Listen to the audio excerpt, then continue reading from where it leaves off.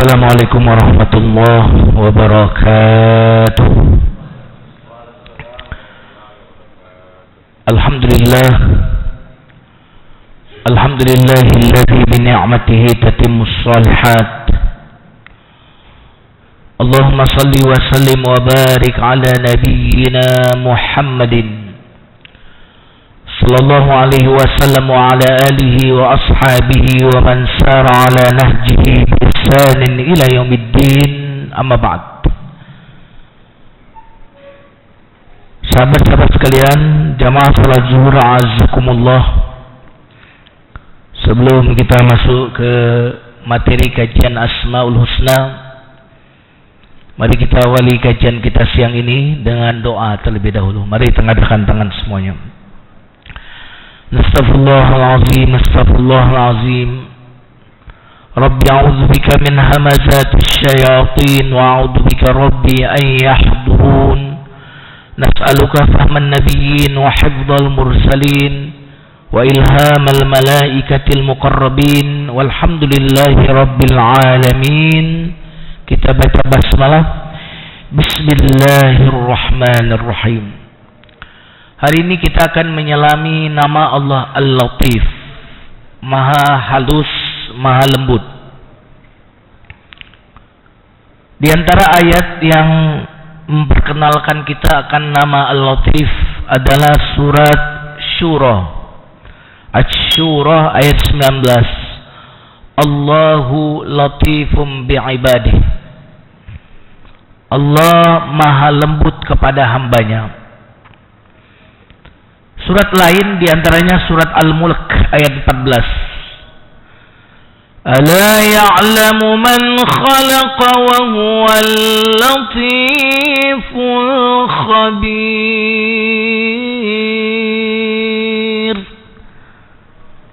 Ingatlah, yang menciptakan pasti dia maha tahu, dan dialah maha lembut lagi maha mengetahui, maha khabir. Jemaah sekalian yang dimuliakan Allah, latif secara bahasa artinya sesuatu yang lembut, yang halus, yang kecil. Maka sesuatu yang halus, lembut, kecil, itu bahasa Arabnya itu disebut latif. Harus lembut, kecil, ya. Makanya kata latif sebelum kita kontekskan ke Asmaul Husna, itu bisa menunjukkan ketelitian. Jadi sesuatu yang membutuhkan ketelitian itu juga disebut, diwakili dengan kata latif. Atau sesuatu yang tersembunyi, ketersembunyian itu sifatnya itu diwakili dengan kata latif, ya. Jemaah sekalian yang dimuliakan Allah, apa makna Al-Latif? Yang makna yang pertama adalah Allah yang tak bisa dilihat oleh indera kita, mata kita, penglihatan kita, sedangkan dia mengetahui segalanya. Dia yang tidak bisa dilihat oleh absor, penglihatan mata kita, sementara dia melihat seluruh makhluknya. Latif. Kenapa kok bisa diterjemahkan Allah yang tidak bisa dilihat? Karena dia latif. Saking latifnya dia, saking halusnya dia, maka dia disebut latif. Ada, tapi keberadaannya halus, latif. Apa bukti nama Allah Al-Latif ini dalam kehidupan kita? Mari kita lihat, kita perhatikan, ya.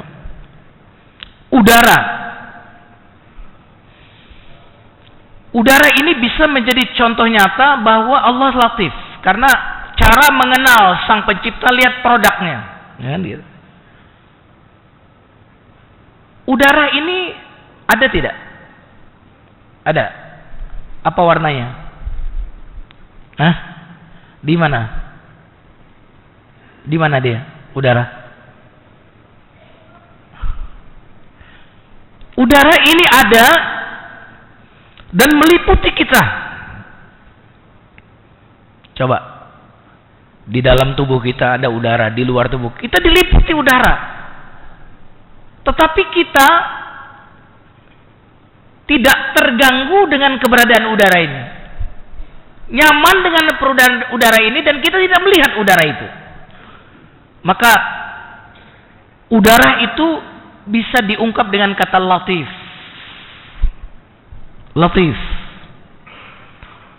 Saya mau bertanya, kira-kira antar saya dengan bapak-bapak dengan jamaah ini ada udara nggak? Ada nggak? Ada. Tapi apakah bisa menjadi penghalang udara ini bapak untuk melihat saya atau saya melihat bapak ibu? Menjadi penghalang nggak? Nggak. Kenapa? Latif. Bisa nggak lihat udara? Jamaah, bisa nggak lihat udara? Bisa? Nggak bisa. Kalau melihat ciptaan Allah yang bernama udara saja sudah kita tak berdaya. Lalu bagaimana kita mau sombong melihat sang pencipta udara? Sedangkan melihat ciptaannya saja sudah kita tidak mampu. Ini juga menunjukkan bahwa adanya sesuatu tidak bersyarat harus mampu kita lihat. Saya ulang lagi ya kalimatnya. Berarti adanya sesuatu itu tidak bersyarat harus mampu kita lihat. Buktinya udara ada tapi tak mampu kita lihat. Ya, jamaah sekalian yang dimuliakan Allah Subhanahu wa taala. Udara yang Bapak rasakan sekarang lembut atau keras? Hah? Lembut. Tapi pesawat ya bisa terbang itu salah satu sebabnya karena apa? Udara. Ya kan? Betul nggak? Kan yang namanya teknologi pesawat itu kan juga menggunakan energi udara, angin. Lihat sayapnya itu, lihat seperti burung, ya kan? Aerodinamika. Lihat udara yang begitu lembut, halus, bisa mengangkat pesawat yang beratnya 350 ton. 150 itu kerangkanya, 150 bahan bakarnya, belum penumpangnya. Lihat, kelembutan itu tidak menunjukkan dia lemah. Kehalusan itu tidak menunjukkan dia lemah. Ya kan? Udara lembut, halus, sampai yang sekarang mungkin tertidur salah satunya karena udara AC yang apa? Yang lembut, halus. Ya kan? Maka kata lembut itu merasa kita diapain kalau lembut? Dielus-elus. Ya kan? Sampai kita kemudian terlalaikan. Maka seringkali latifnya Allah itu seringkali membuat kita lalai. Iya kan? Benar nggak? Kasih sayang Allah itu, kelembutan Allah itu seringkali membuat kita lalai. Ya. Mestinya kelembutan Allah membuat kita lebih taat kepada Allah. Tapi kenyataannya sering membuat kita lalai. Jamaah sekalian yang dimuliakan Allah. Udara latif. Tapi udara ini meskipun latif, jamaah, di ketinggian tertentu, sebuah pesawat itu bisa menjadi abu karena gesekan yang terjadi di ketinggian tertentu. Saking kencangnya itu udara itu. Ya. Udara tak bisa dilihat, tapi dia memiliki suara. Kalau suaranya lagi tenang, ya kita bisa dengar dengan cara lembut. Tapi kalau suaranya lagi keras, mobil, rumah bisa pindah dari tempatnya itu sejauh kiloan meter. Kenapa? Kekuatan udara. Maka kalau kita sekarang ini bisa dengan tenang, itu adalah latifnya Allah kepada kita. Jamaah sekalian yang dimuliakan Allah. Itu contoh satu. Kalau Bapak nerima handphone sekarang, dengar suara. Pertanyaan saya, suara itu bisa terkirim kepada kita melalui apa? Melalui gelombang. Ada orang send foto. Iya kan? Jeep. Dia nge-send foto, nge-send video. Ini kan banyak nih yang lagi saling send nih. Send video, ada yang buka internet. Ya. Kelihatannya ceramah ngelihat saya, tapi lagi buka internet. Ya. lagi download video, download audio. Itu berarti ada di antara kita ini ya yang sedang berseliweran. Foto, video, pembicaraan. Ada nggak? Ada nggak? Ini di udara kita ini ada suara nggak sekarang nih? Suara orang bicara. Dengan teknologi kita mengatakan ada. Iya kan? Lihat nggak? Nggak lihat. Buktinya ada apa? Orang lagi ngomong nih. Nah itu kan pakai gelombang. Gelombang ada. Tapi tak mampu kita lihat. Maka itu menunjukkan nama Allah Al-Latif. Subhanallah. Sekali lagi. Maka adanya sesuatu itu tidak bersyarat harus mampu kita lihat. Karena melihat sesuatu itu sesuatu, adanya sesuatu yang lain. Jadi Allah Latif. Jemaah sekalian yang dimuliakan Allah. Air mineral yang Bapak minum itu, saya mau bertanya, ada bakterinya nggak? Ada tidak? Ada. Tapi bisa kita lihat? Hah? Bisa kita lihat nggak? Kira-kira semua air ada bakterinya nggak? Ini susah ya dia ditanyain jawabnya ini. Mungkin lapar kali ya. Ini hari apa? Rabu. Tanggal komariahnya? Yang pada puasa ini ya, puasa ngomong ya. Jangan sekalian ya. Air yang kita minum itu kira-kira ada bakterinya nggak? Jawabannya ada. Karena ada bakteri positif, ada bakteri negatif. Pasti ada bakterinya. Pertanyaan saya, lihat nggak kita? Enggak, itu bersifat latif. Nah maka kita ingin tanyakan, surga itu ada nggak? Ada sekarang atau ada nanti? Yang keras dong. Ada sekarang atau ada nanti? Sekarang ada. Neraka itu ada nggak?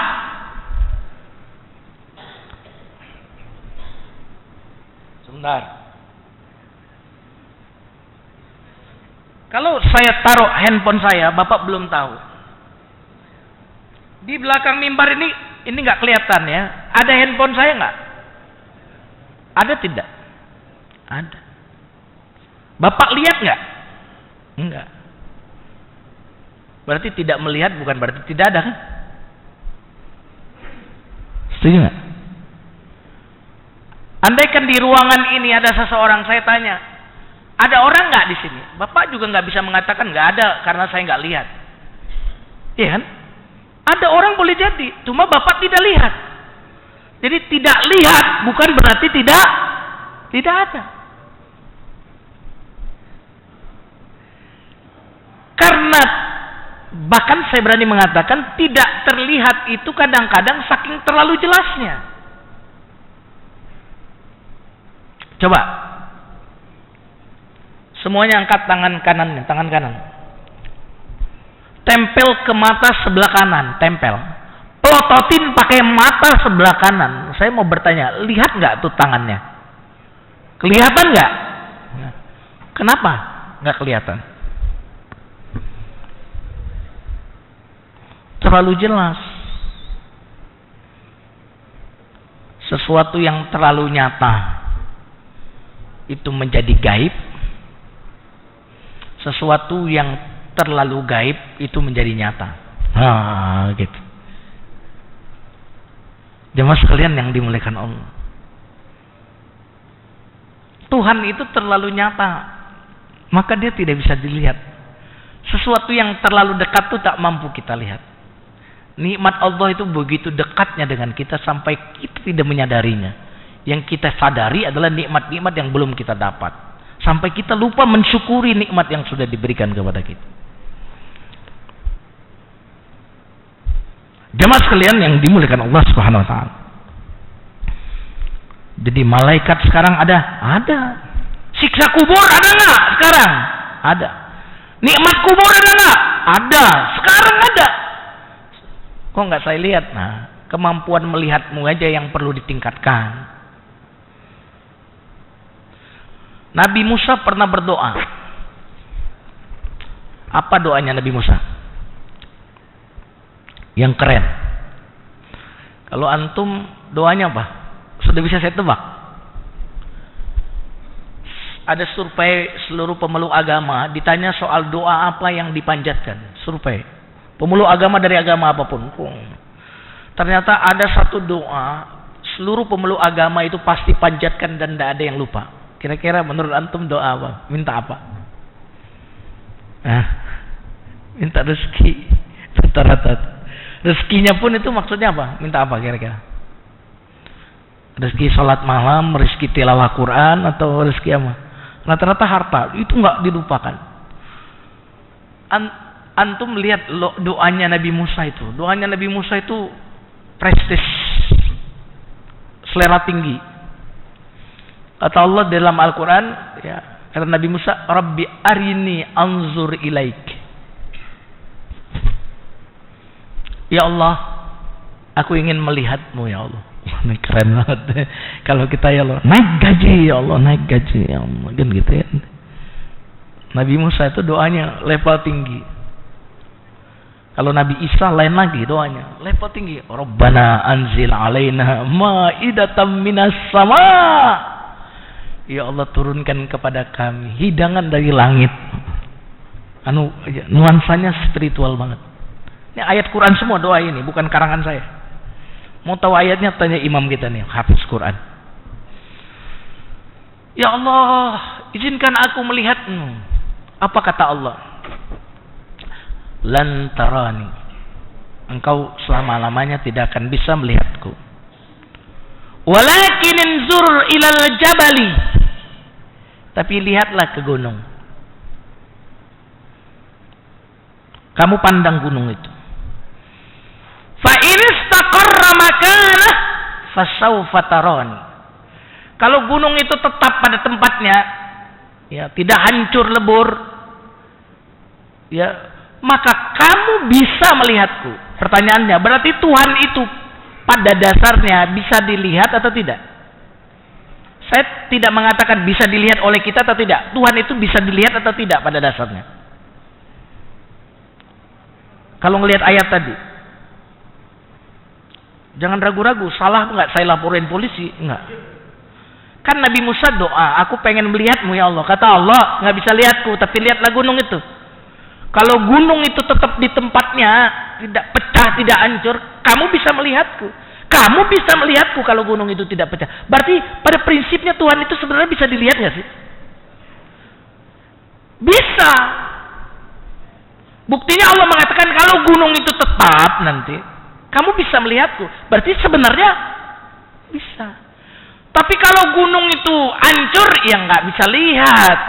Maka ketika gunung itu Allah menampakkan keagungannya kepada gunung itu, memanifestasikan sifat jalalnya, tajalla, kebesarannya dia tampakkan sedikit seujung kuku, hancur gunung itu, konon itu pindah gunung itu ke tempat yang lain, nggak ada bekasnya. Nabi Musa pingsan. Itu artinya apa? Kalau gunung itu sampai tetap ada, berarti Nabi Musa bisa melihat. Gunung saja yang keras, gitu, yang kokoh bisa pindah, bisa hancur. Lah kalau kamu lihat aku kayak apa, kira-kira gitu. Oke? Berarti kemampuan kita yang terbatas bukan karena Tuhan itu tidak bisa dilihat, tapi kemampuan kita terbatas. Kuman itu tidak bisa dilihat karena ke mata kita, maka kita menciptakan alat supaya bisa melihat kuman. Oke ya? Sudah paham ya, insyaallah? Bukan karena kuman itu tidak ada, lalu kita nggak bisa lihat. Dia ada, tapi mata kita kemampuannya kurang untuk melihat itu. Terlalu dekat nggak kelihatan, terlalu jauh,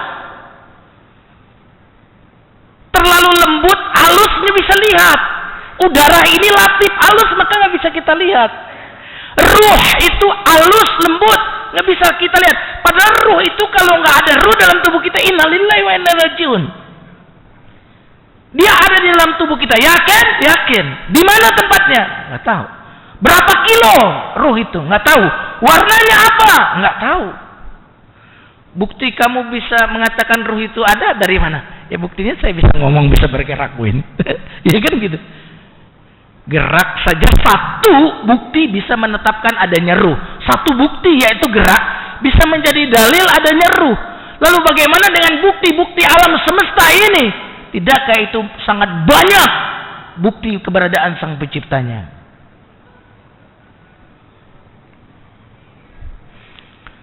Halo, sudah nyambung nih?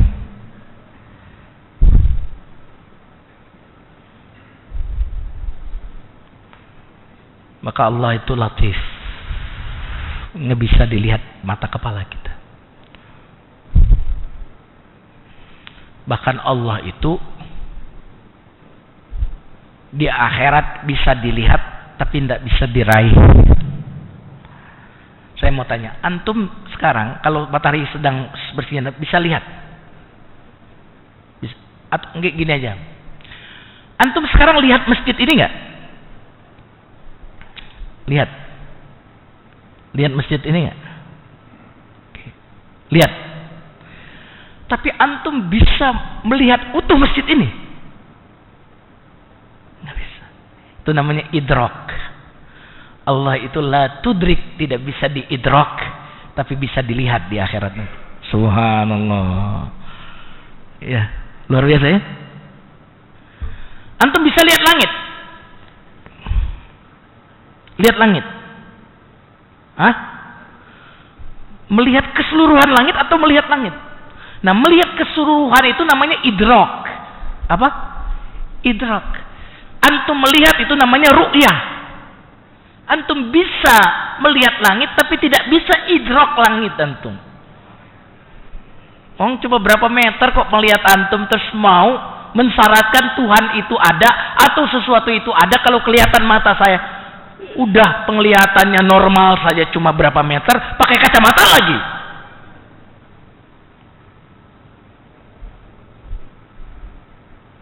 Aneh kan manusia itu? Aku tidak yakin kalau tak melihat. Oh, aneh banget. Aneh. Jamaah sekalian yang dimuliakan Allah Subhanahu wa taala. Padahal justru kalau sesuatu itu sudah terlihat tidak perlu diyakini. Saya ulang lagi kalimatnya. Sesuatu yang sudah terlihat tidak perlu diyakini. Kenapa? Keyakinan saat melihat itu nggak ada gunanya. Iman itu harus perkara gaib.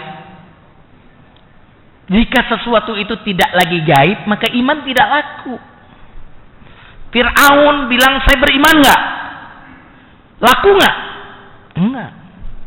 Ahli neraka nanti beriman nggak? Beriman nggak? Beriman. Laku nggak imannya? Enggak.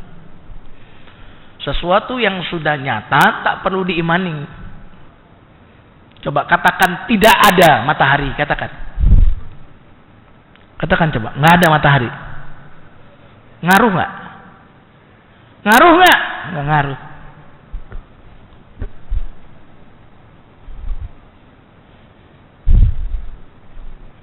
Atau antum katakan juga matahari ada.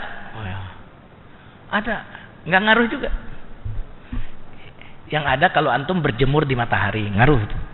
Ya kan gitu. Aduh, saya agak perlu nih pagi-pagi perlu berjemur. Agama ini, Allah itu antum katakan nggak ada Tuhan, nggak ngaruh. Antum bilang Tuhan ada, nggak ngaruh. Makanya imannya iblis Allah Tuhan itu ada nggak ngaruh, karena dia cuma mengatakan Tuhan itu ada. Anda mengatakan tidak ada pun Tuhan tetap ada, ya kan? Tuhan ada pun dia tidak bertambah jelas juga adanya, tidak bertambah jelas. Kapan ngaruhnya? Kalau keyakinanmu itu berefek pada perbuatanmu, itu baru mengaruh. Oke, jamaah sekalian yang dimuliakan Allah Latif. Artinya apa? Allah ada, tapi keberadaannya itu bersifat latif, tak mampu kita lihat pakai mata kepala kita. Latif. Nah, kalau antum sudah sampai memahami nama Allah Al-Latif yang pertama ini, maka antum akan berinteraksi dengan Allah sampai ke derajat ihsan. Nah, itu ihsan? Apa? An ta'budallaha ka'annaka tarah. Fa illam takun tarahu fa innahu yaraka. Waduh. Antum kalau mengenal nama Allah Al-Latif ini, antum akan betul-betul beribadah kepada Allah itu seolah-olah antum melihat Allah. Ini luar biasa. Ya, seolah-olah antum melihat Allah. Kenapa? Antum paham Allah tuh ada tapi dia latif. Ada tapi dia latif. Itu butuh butuh keimanan tingkat tinggi. Makanya disebut derajat ihsan. Kan ada iman, ada Islam, ada ihsan. Dan ibadah kepada Allah itu harus disembah dengan derajat ihsan. Buktinya Al-Fatihah. Coba kita baca Al-Fatihah. Alhamdulillahi Rabbil Alamin. Segala puji hanya milik Allah, pemelihara alam semesta. Ar-Rahman Ar-Rahim, dia yang maha pengasih, maha penyayang. Dia Maliki Yaumiddin, dia yang raja, pemilik hari pembalasan. Dia. Ketika antum menyanjung Allah, antum sebutkan dia. Tapi ketika antum beribadah, dari dia pindah, bukan kata dia lagi yang antum sebut. Bukan hanya kepada dia aku beribadah, bukan. Tapi hanya kepada apa? Hanya kepadamu. Mestinya kalau ngikuti redaksi yang sebelumnya, mestinya redaksinya bukan iyyaka. Mestinya iyyahu na'budu wa iyyahu nasta'in. Kalau melihat redaksi yang sebelumnya, karena sebelumnya itu menggunakan kata dia yang maha pengasih menyayang, dia raja, dia penguasa. Mestinya yang berikutnya ini ketika kita mengatakan beribadah, mestinya kita mengatakan hanya kepadanya. Tapi Al-Fatihah kan nggak gitu kan? Jangan mentang-mentang antum bisa bahasa Arab nanti. Habis kursus sekali bahasa Arab langsung rubah kata gantinya. Iyyahu na'budu wa itu terkenal antum ini, terkenal nyelenehnya udah pasti itu kan. Sama antum mentang-mentang udah belajar bahasa Arab tahu fi'il mudhari itu kalau saya diganti a, kalau kami diganti na ya. Ini kan saya sholat sendirian nih. Iyyaka a'budu wa iyyaka asta'in. Tetap enggak sah itu sholatnya. Mentang-mentang udah belajar bahasa Arab, tetap na'budu, tetap meskipun sholatnya sendirian, hanya kepadamu kami, bukan hanya kepadamu aku. Padamu ihsan. Nah, problem kita ini kan belum sampai derajat ihsan. Problem kita ini kan, apalagi ustadz kayak saya ini kan, kayaknya menjadi wali Allah di tengah keramaian. Wah, soleh luar biasa. Wah, kata-katanya, wah menyentuh bla bla bla bla. Di tengah antum wali Allah seolah, ya kan? Tapi banyak orang yang ketika sendirian menjadi wali setan ketika dia sendirian. Ya kan? Wah, kita kalau lagi di mobil ada teman nyetelnya murotal. Oh. Alhamdulillahi Rabbil Alamin Ar-Rahmanir Rahim. Ada teman lagi di mobil kita ya.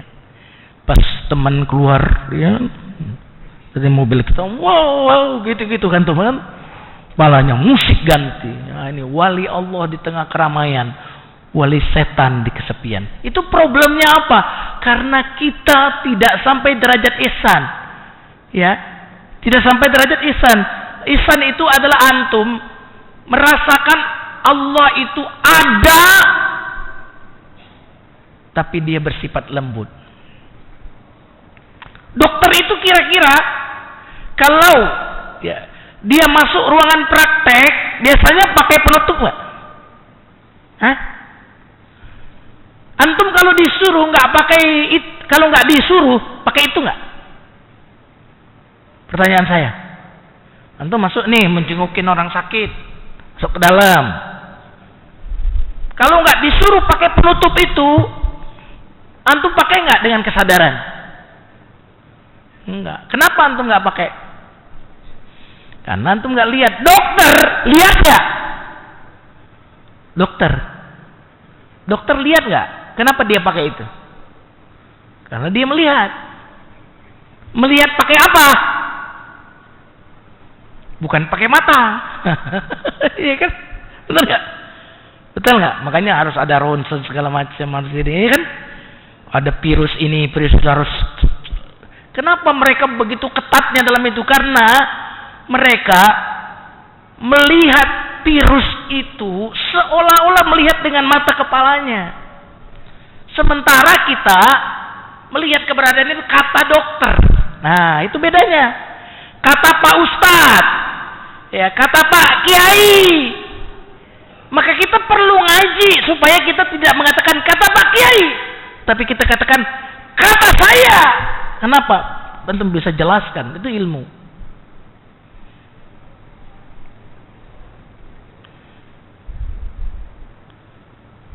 Jemaah sekalian yang dimuliakan Allah Subhanahu wa taala. Allah Latif, ya. Nah, mengapa Allah ini kok adanya Latif? Enggak terang-terangan aja gitulah.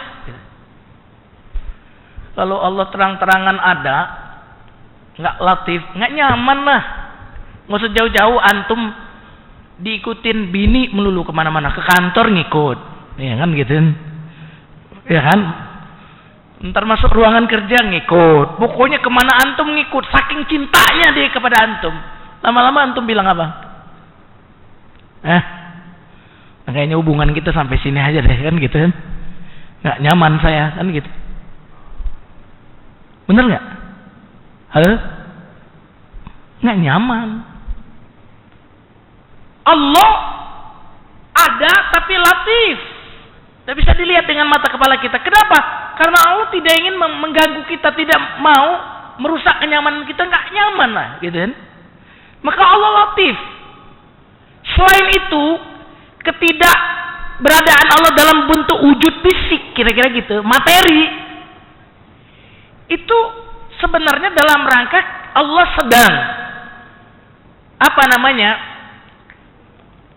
melakukan tes and property, kelayakan kita untuk disebut hamba yang muhsin, hamba yang sampai derajat ihsan. Maka Allah tidak menampakkan diri dengan kasat mata untuk melihat kita ini apakah kita ini hamba yang ihsan.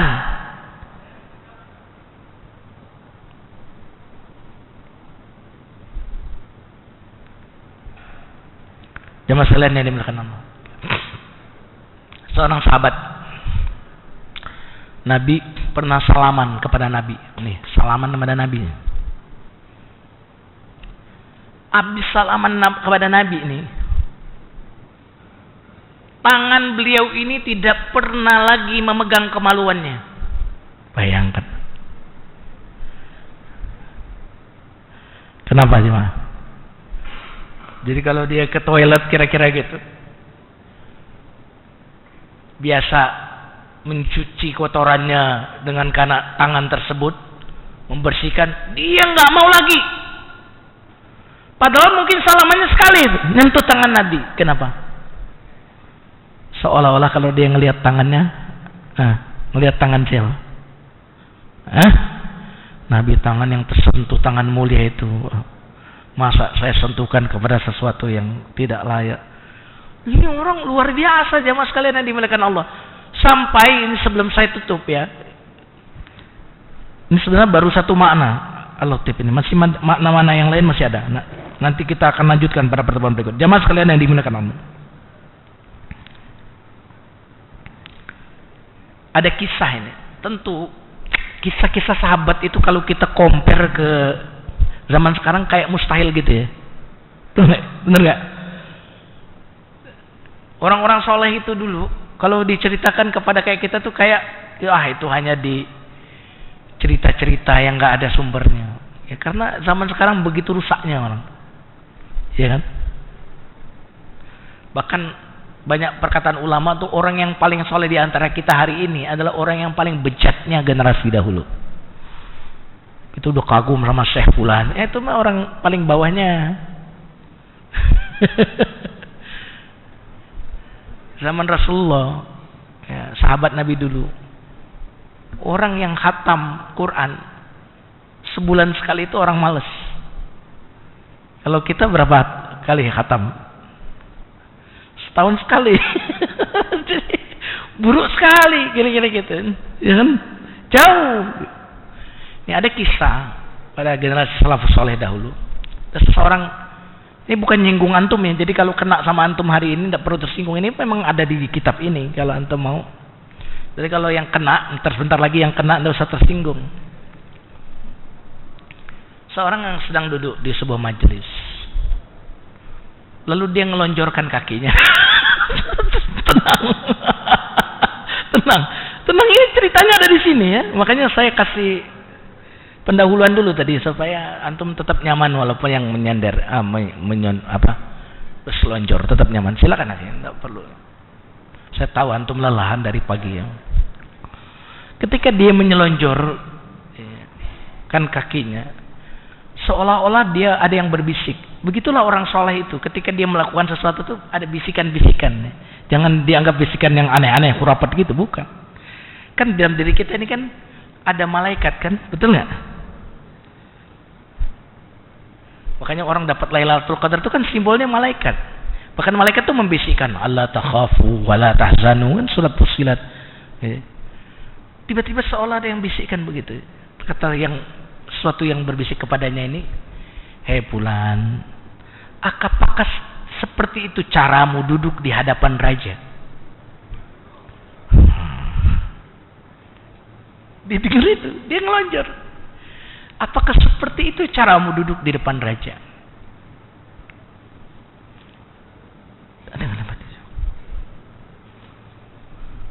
Bisikan itu membekas dalam hati beliau.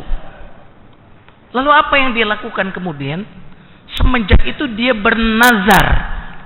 Berat ini pasti. Tidak akan pernah menyelonjorkan kakinya selama hidup.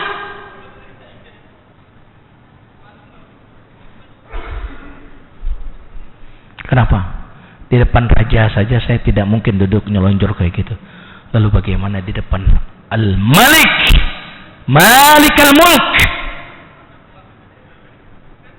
Zul Malakut, pemilik kekuasaan kerajaan langit dan bumi, dunia akhirat. Maka semenjak itu dia tidak pernah menyelonjorkan kakinya. Dia menghindar terus menyelonjorkan kaki. Kayaknya mustahil kan? Mustahil. Tadi kalau kita ngukur ya prestasi salafus soleh itu, Utsman bin Affan itu bisa khatam Quran dalam satu rakaat witir. Ya apa antum? Beliau dinasihati, jangan membuat dirimu lelah begitu, jangan memaksakan diri. Dia bilang apa? Jika hatimu baik, maka engkau tidak akan pernah kenyang membaca Al-Quran. Waduh, kalau kita cepat kenyang ya baca Qurannya. jangan panjang-panjang deh, gitu.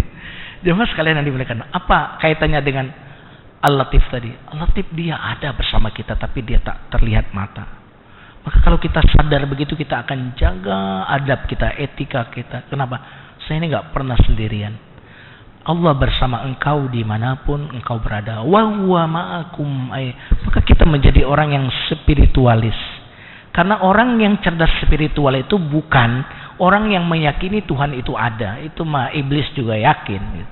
Orang cerdas spiritual itu adalah orang yang bukan mengatakan Tuhan itu ada, tetapi Tuhan itu dekat. Ini yang saya bisa sampaikan, mudah-mudahan ada manfaatnya. Ada yang mau bertanya sebelum saya tutup?